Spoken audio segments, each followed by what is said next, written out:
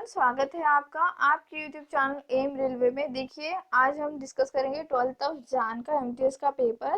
Please आप लोग जो है कमेंट सेक्शन में अपने अटेम्प्ट बताइए, जिन लोगों ने पेपर देकर आ चुके हैं और जो लोग भी पेपर देने वाले हैं कल। कमेंट सेक्शन में आपके अटेम्प्ट बताएंगे तो हम जो है हम एक्चुअली कट ऑफ के बारे में वीडियो बनाने जा रहे हैं, तो हमें एक काइंड ऑफ हेल्प होगी एक्सपेक्टेड कट ऑफ बताने के लिए। तो आप अपना जो है जितना भी आपने अटेम्प्ट कर रखा है बता देना, क्योंकि मोस्टली तो सब लोगों ने 100 आउट ऑफ 100 किया ही होगा, मुझे ऐसा लगता है।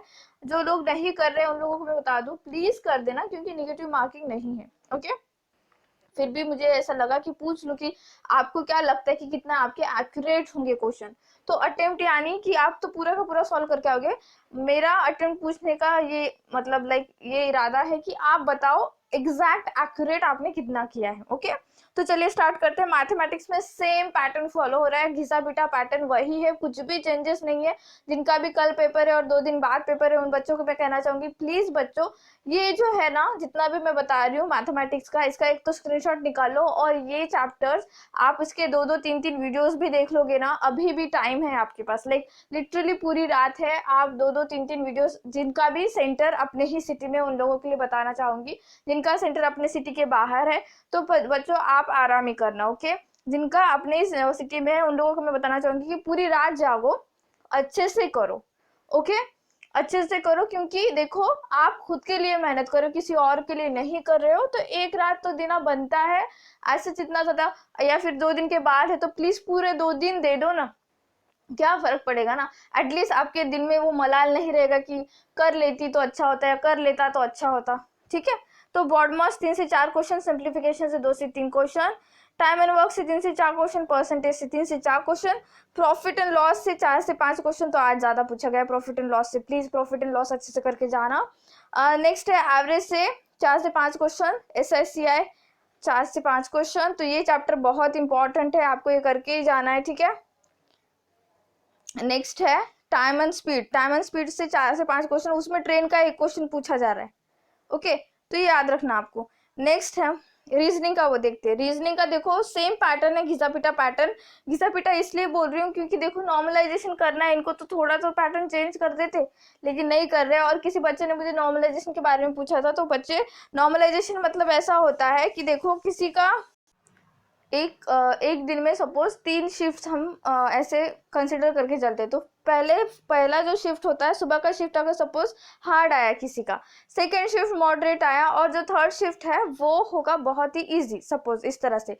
तो जिसका हार्ड आया शिफ्ट, उस बच्चे ने क्या किया होगा, सिर्फ 60 प्लस सॉल्व किया होगा। जिसका मॉडरेट है हम कंसिडर करके चलते हैं, उसने 70 प्लस सॉल्व किया होगा। और जिसका इजी वन है तो वो बंदे ने तो 90 प्लस सॉल्व किया ही होगा।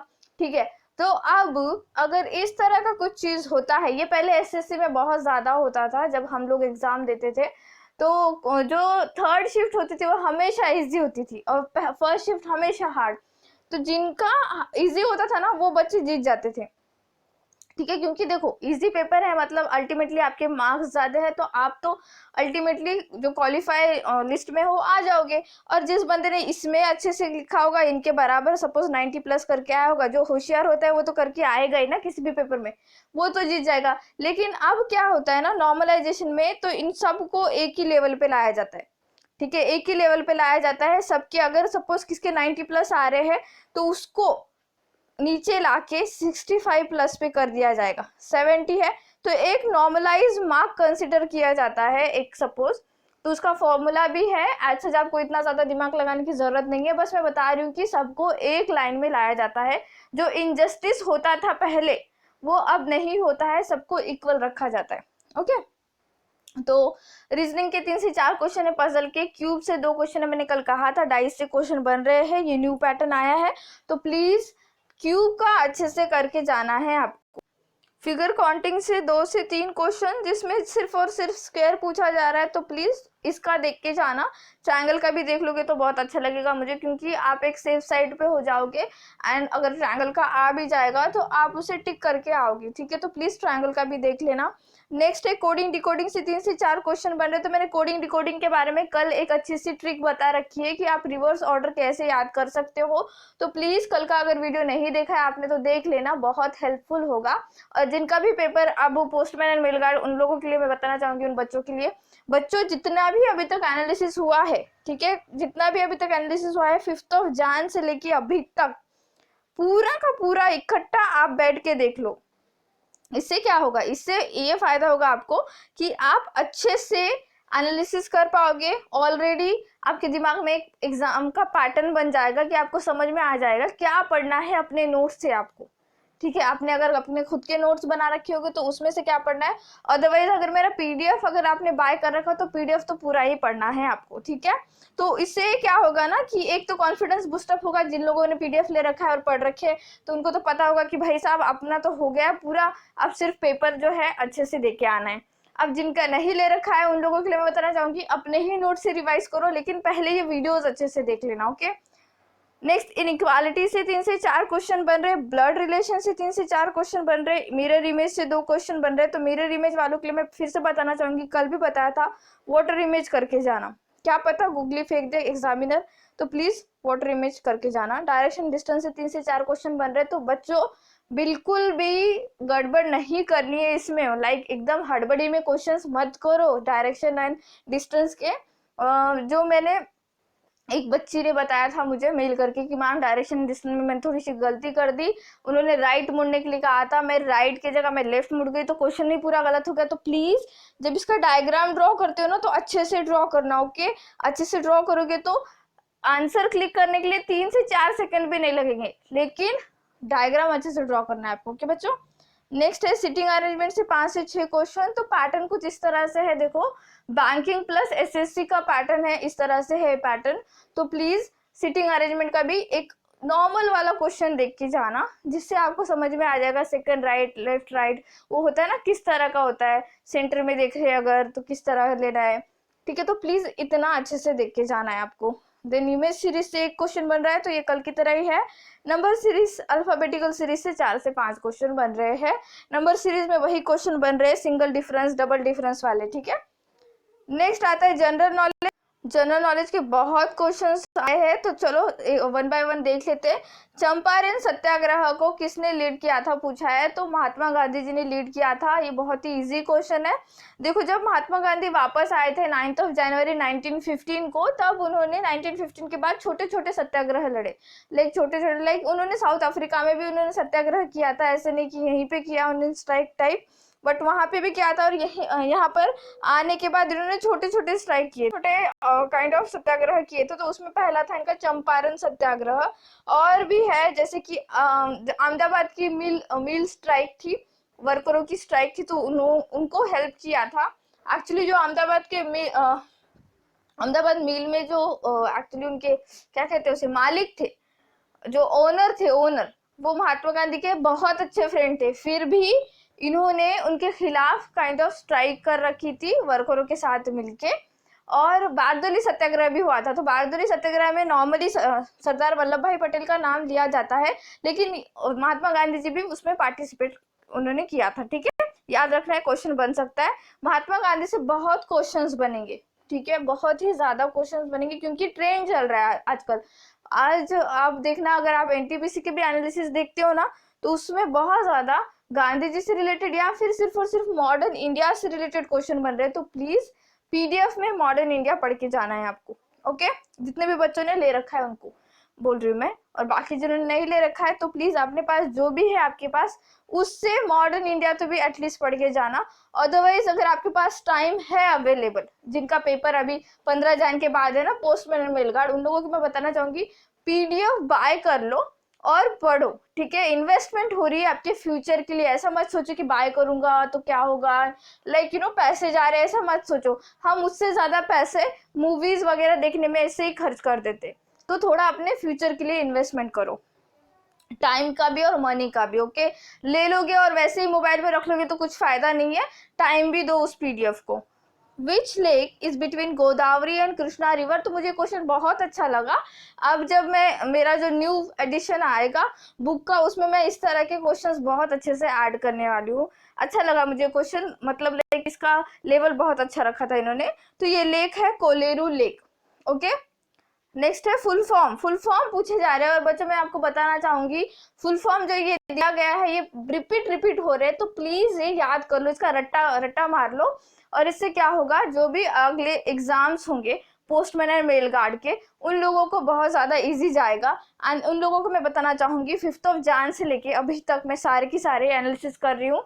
जिनका भी पेपर 15 जनवरी को है उनको बताना चाहूंगी, देख लो सारे के सारे वीडियोस एक साथ इकट्ठा बैठ के देख लो, और उसके क्वेश्चंस रट्टा मारना शुरू करो, क्योंकि बहुत ज्यादा प्रोबेबिलिटी है क्वेश्चंस रिपीट होने के। ओके, आज बहुत क्वेश्चन है, मुझे फास्ट करना पड़ेगा। नेक्स्ट है तापा। तापा डांस कहाँ का है, तो पंजाब का है। तो डांस फॉर्म हर स्टेट की आपको मैं ऐसा तो नहीं कहूँगी कि सारे याद कर लो, बस एक नज़र अच्छे से उसे देख लेना। ओके, मतलब लेकिन याद हुआ तो हुआ, नहीं हुआ तो ठीक है, जाने दो, मैथमेटिक्स को टाइम दो उससे ज़्यादा। ओके, हड़प्पा सिविलाइजेशन में गॉड पशुपतिनाथ के बारे में क्वेश्चन आया था, ऐसे बच्चे ने लिख के भेजा है। तो अब क्वेश्चन किस तरह से बना मुझे पता नहीं, लेकिन हाँ मैंने जब हड़प्पन सिविलाइजेशन पढ़ाया था तो मैंने कहा था पशुपतिनाथ के बारे में पूछा जा सकता है। अब पशुपतिनाथ के बारे में पूछ लिया ना, तो पशुपतिनाथ की जो सील है वो कहाँ मिली थी ये पूछा जाएगा। तो प्लीज वो पढ़ लेना, वीडियोस कंप्लीट कर लेना अगर हिस्ट्री की वीडियोस अभी तक कंप्लीट नहीं किए हैं आपने तो। Okay, Satyagraha book was originally written in which language. तो ये संस्कृत लैंग्वेज में, और ये बुक किसने लिखी थी, महात्मा गांधी जी ने लिखी थी। अब सत्याग्रह बुक का मिल गया ना, अब मैं बताती हूँ आगे क्या क्वेश्चंस बनेंगे, सारे की सारे याद कर लेना जितना भी मैं बोल रही हूँ। महात्मा गांधी जी ने जितने भी बुक्स लिखे हैं उसमें के जो इम्पोर्टेंट बुक्स है, जैसे कि पहली उनकी बुक है the story of my experiment with truth. ठीक है, द स्टोरी टाइम हो जाएगा, the story of my experiment with truth. ठीक है, और एक बुक थी उनकी हिंद स्वराज करके, हिंद स्वराज या फिर इंडियन होम रूल। तो ज्यादातर क्वेश्चन यही बनता है, हिंद स्वराज किसने लिखी है, महात्मा गांधी जी ने लिखी है। की टू हेल्थ, एक्चुअली की टू हेल्थ बहुत ज़्यादा पढ़ा नहीं होगा आपने, लेकिन ये भी महात्मा गांधी जी ने लिखी है। तो प्लीज़ ये जो है 3 बुक आपको अच्छे से याद करके जाना है। पहली एन ऑटोबायोग्राफी और the truth of my the story of my experiment with truth, Hind Swaraj, की टू हेल्थ।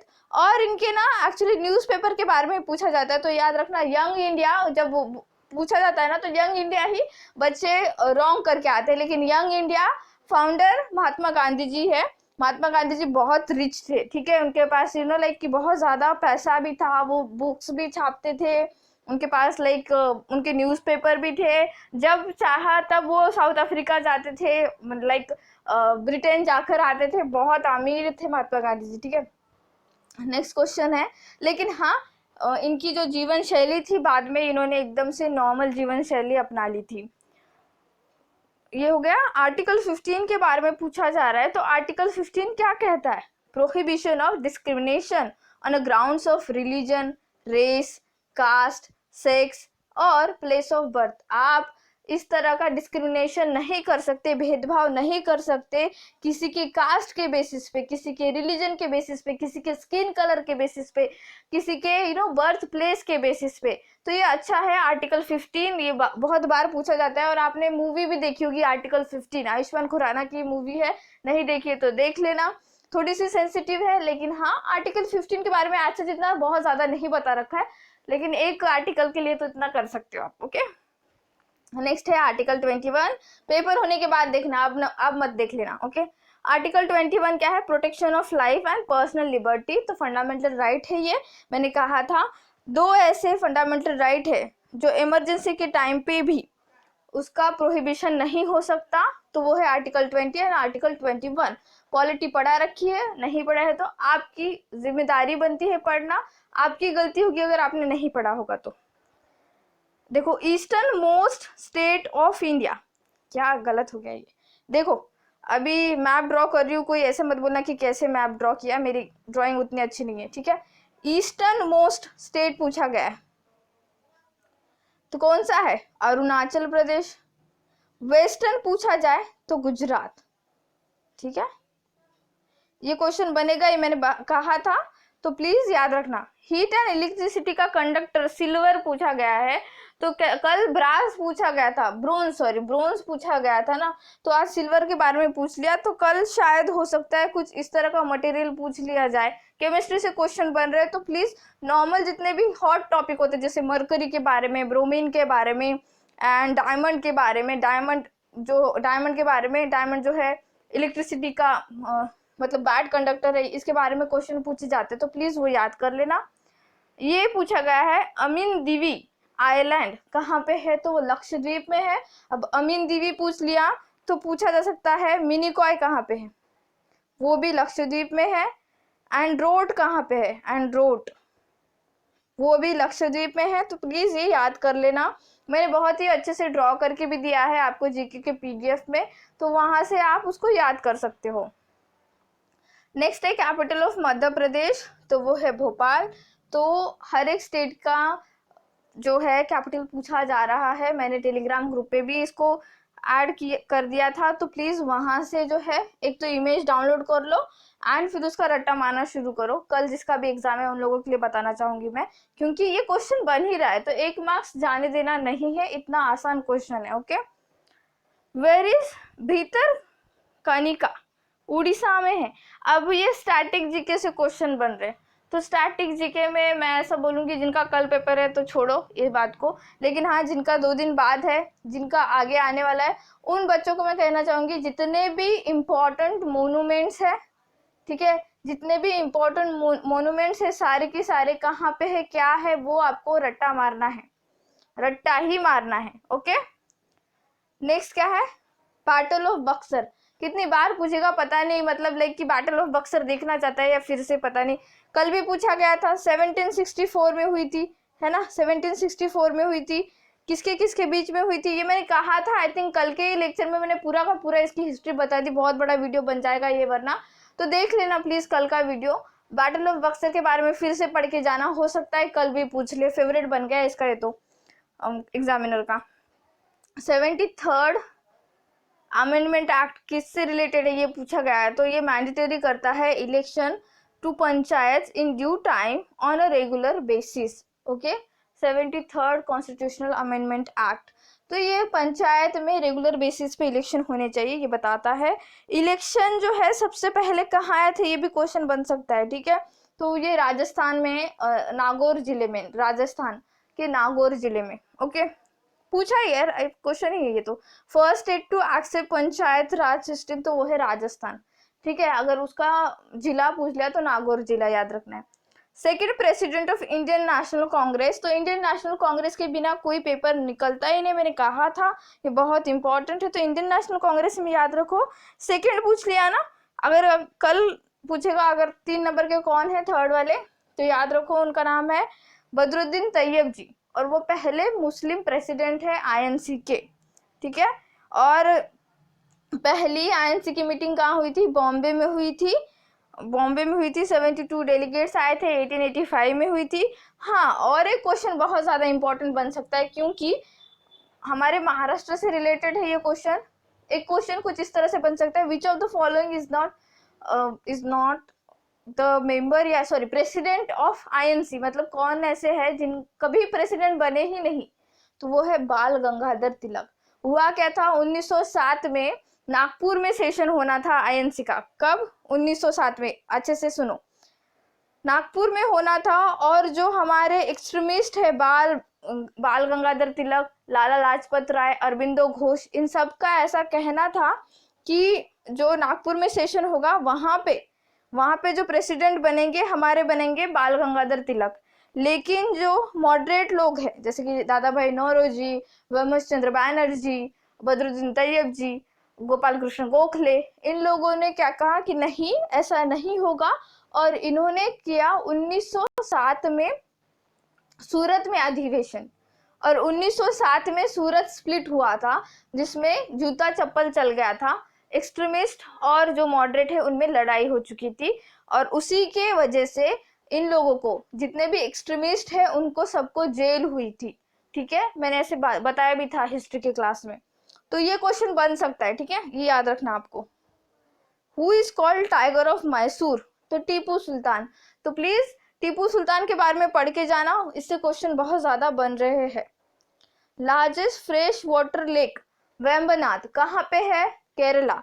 अब लार्जेस्ट फ्रेश वाटर लेक पूछ लिया ना, लार्जेस्ट सॉल्ट वाटर लेक पूछा तो याद रखो चिल्का लेक है उड़ीसा की, ठीक है। सॉल्टिएस्ट पूछा तो सांबर है राजस्थान की, लेकिन सॉल्ट वाला पूछा लार्जेस्ट तो वो है चिल्का उड़ीसा, याद रखना है आपको। दादा भाई नौरोजी पे 2 क्वेश्चन थे, मुझे लगता है इनके बुक पे क्वेश्चन होगा, बच्चों ने नहीं दिया कि दादा भाई नौरोजी पे सिर्फ 2 क्वेश्चन थे, ऐसे कहा गया है। एक तो ये आईएनसी के प्रेसिडेंट के हो गया, सेकंड नंबर के प्रेसिडेंट, एंड अगर पूछा गया तो इनकी जो बुक थी ड्रेन ऑफ वेल्थ पे, उसके ऊपर क्वेश्चन पूछा जा सकता है। रिवर पे 2 क्वेश्चन थे, तो रिवर के ओरिजिन के बारे में क्वेश्चन पूछा गया होगा या फिर उसकी ट्रिब्यूटरीज के बारे में क्वेश्चन था होगा, okay. Pulitzer prize is related to, तो पब्लिक सर्विस से रिलेटेड है पुलित्जर प्राइज। बच्चों जितने भी प्राइजेस है जैसे कि ग्रामी अवार्ड, जो सुनने में थोड़े से अजीब लगते हैं और वो किस रिलेटेड है, ठीक है, किस संस्था से रिलेटेड है या फिर किस डोमेन में आते हैं, ये अगर हमें पता नहीं है तो फिर उसका रट्टा मारना जरूरी है। मेरे जीके के पीडीएफ में मैंने दे रखा है हर एक का जो क्या कहते हैं उसे, जो अवार्ड है वो किस रिलेटेड है मैंने दे रखा है, तो प्लीज वो अच्छे से रट्टा मार लेना। रट्टा मारने के लिए इसलिए कह रही हूँ क्योंकि देखो आपको जल्दी से जल्दी जो है ये पूरा का पूरा इन्फॉर्मेशन अपने दिमाग में डालना है, क्योंकि स्टैटिक बातें हैं ये, ठीक है, ये चेंज नहीं होगी, इसलिए कह रही हूँ। नेक्स्ट क्या है, सारे जहां से अच्छा, ये किसने लिखा है, हु रोट द सॉन्ग सारे जहां से अच्छा, तो ये है मोहम्मद इकबाल ने लिखा था, ठीक है, मोहम्मद इकबाल ने लिखा था। तिरुचिरापल्ली जो है वो किस नदी के किनारे बसा हुआ है, वो कावेरी नदी के किनारे बसा हुआ है। मैंने लिख के दिए हैं जितने भी इम्पोर्टेंट सिटीज है किस नदी के किनारे बसे हुए, जैसे कि अब तिरुचिरापल्ली पूछ लिया, कल अगर हैदराबाद पूछा तो याद रखना मूसी नदी के किनारे है, सूरत पूछा तो ताप्ती नदी के किनारे है, नासिक पूछा तो गोदावरी नदी के किनारे है, और बहुत सारे हैं, मैंने बहुत बड़ा ऐसे लिस्ट लिख के आपको दी है, तो प्लीज उसका जो है अच्छे से रट्टा मार लेना। नेक्स्ट क्या है, when did Dandi Satyagraha started, तो ये 1930 में स्टार्ट हुआ था, तो ये इसका अगर ईयर पूछा गया तो 1930, अदरवाइज अगर इस तरह से डेट पूछी गई तो प्लीज ये आपको याद करना है बच्चों, जिनका भी आगे 2 दिन बाद पेपर है, हो सकता है ये रिपीट हो जाए। नारी शक्ति अवार्ड इज गिवन बाय, तो ministry of women and child development, तो ये तो बच्चा भी जानता है, नॉर्मल है, अगर पढ़ते ही समझ में आ जाएगा कि ये ही मिनिस्ट्री के अंडर आता है ये। Mahadev Ranade one of the founding member of INC, ठीक है, मैंने कहा था क्योंकि महादेव रानडे के बारे में क्यों पूछा है, क्योंकि ये हमारे महाराष्ट्र से बिलोंग करते हैं, इसीलिए जितने भी हाईलाइटेड टॉपिक है जैसे कि बाल गंगाधर तिलक कभी भी आईएनसी के प्रेसिडेंट नहीं बने हैं, क्वेश्चन बन सकता है, ठीक है। महाराष्ट्र से आईएनसी के प्रेसिडेंट कौन कौन बने हैं ये आज रात जो है गूगल कर लेना एंड उसको याद कर लेना, ओके, और किस सेशन में बने हैं वो भी याद कर लेना, और वो सेशन किस सिटी में हुआ था वो भी, और उस टाइम के प्रेसिडेंट कौन थे वो भी, ओके, बहुत सारा याद करना है बच्चों को आज।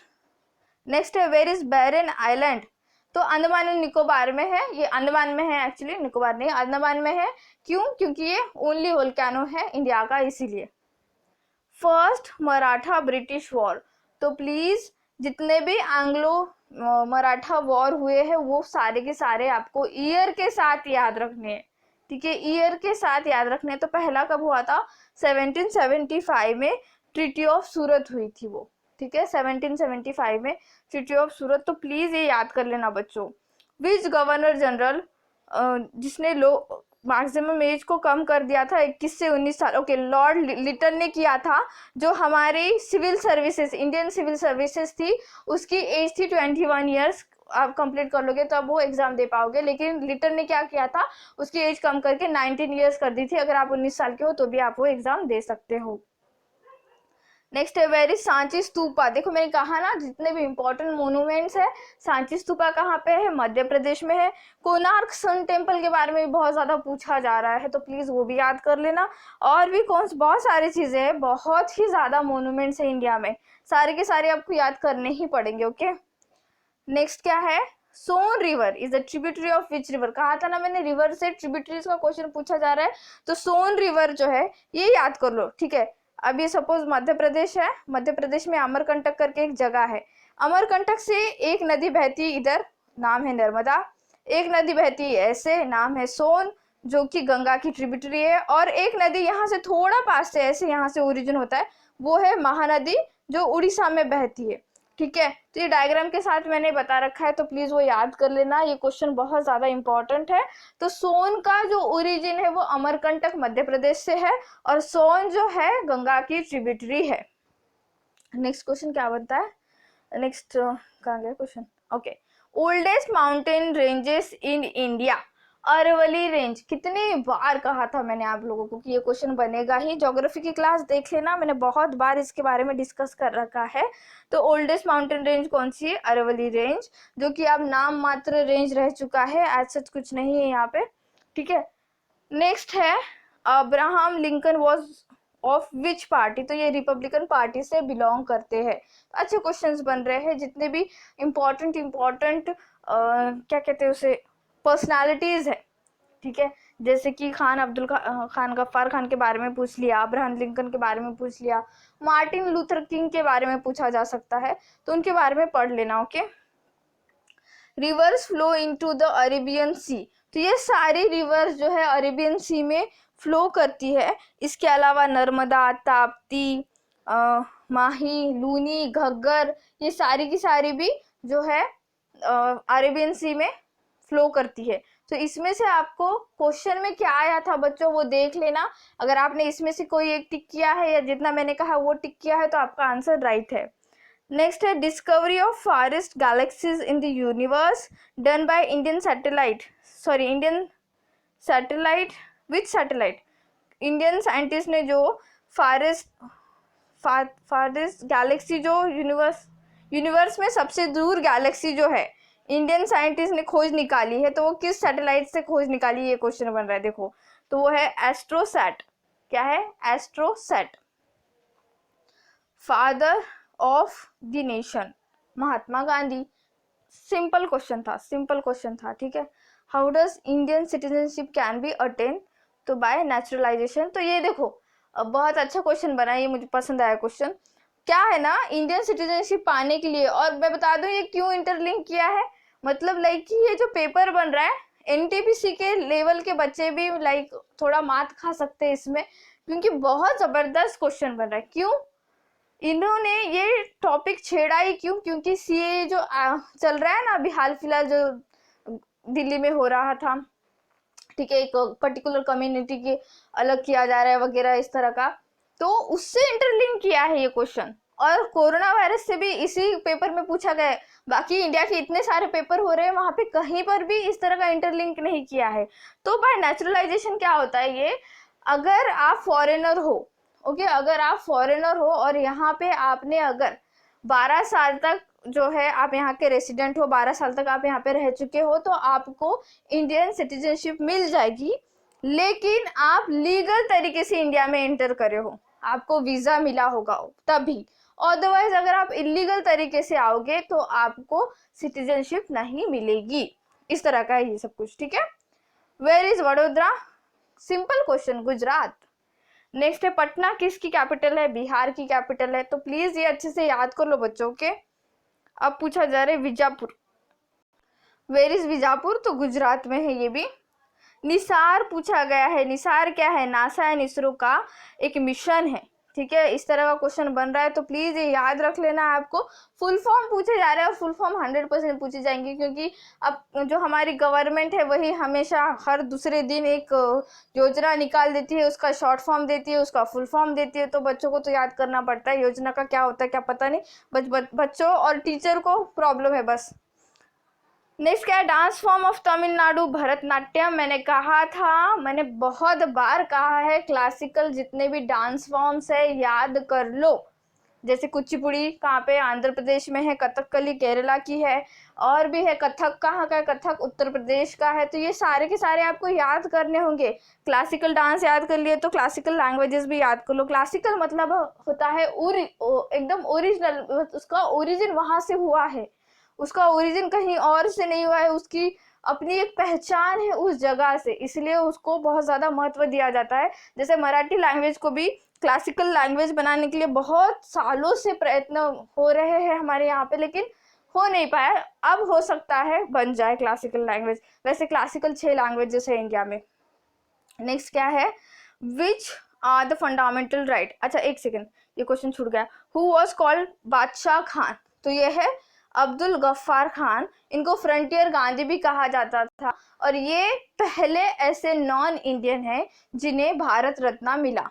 ओके, और जो रेड शर्ट मूवमेंट हुआ था, खलीफा की जो खिलाफत आंदोलन, तो वो भी इन्होंने ही करवाया था, और ये गांधी जी के बहुत प्रिय थे, इसीलिए खिलाफत मूवमेंट में एक्चुअली गांधी जी और इन्होंने सपोर्ट किया था। ठीक है, इस तरह का क्वेश्चन बनता है, बहुत बार बना है क्वेश्चन, तो याद रखना। Which are the fundamental right, तो 6 फंडामेंटल राइट है। वैसे यहाँ पे सारे के सारे राइट्स मैंने दे रखे हैं, इसमें से आप कौन सा क्वेश्चन बनाए आपको देख लेना है। आपने अगर टिक बराबर किया है तो बहुत बढ़िया, नहीं टिक किया है तो फिर आपकी गलती है। मैंने कहा था फंडामेंटल राइट से क्वेश्चन बनते हैं। फंडामेंटल राइट जो है कॉन्स्टिट्यूशन के संविधान के पार्ट 3 में आते हैं। आर्टिकल 12 से लेके आर्टिकल 35 तक सारे के सारे फंडामेंटल राइट है। उसमें से भी बहुत ज्यादा पूछा जाता है आर्टिकल 14 से लेके आर्टिकल 25 तक, तो प्लीज उतना तो भी रट्टा मारना शुरू कर दो। ओके, नेक्स्ट है विजयवाड़ा। विजयवाड़ा कौन सी नदी के किनारे है, तो कृष्णा नदी के किनारे है। मतलब इतना ज्यादा इंपॉर्टेंट है बच्चों, तो प्लीज वो सारे के सारे आपको याद करने हैं। जो मैंने पीडीएफ में दे रखे, एक टेबल ड्रॉ किया है मैंने, वो पूरा याद कर लो। जीके के पीडीएफ में जो लास्ट में है वहां पे भी दे रखा है, मैंने खुद हैंड रिटन भी दिया है और टाइपिंग फॉर्मेट में भी दे रखा है आपको, तो वहां पे याद कर लेना है आपको। Bharat stage 4 is related to the reduce vehicle emission norms है, और हाल फिलहाल भारत स्टेज 6 लागू हुआ है। और ये भी क्वेश्चन बन सकता है कि भारत स्टेज 6 जो है वो सबसे पहली बार कहाँ लागू हुआ था, तो वो दिल्ली में हुआ था, दिल्ली एनसीआर में। ठीक है, तो इस तरह से आपको ये सब कुछ, आज के इतने ही क्वेश्चंस थे, बहुत लंबा वीडियो बन गया है। तो thank you so much for watching, please subscribe to my channel. और जितने बच्चों का कल पेपर है, all the very best, but जितना का है उतना रट्टा मार के जाना है आपको। Okay, thank you.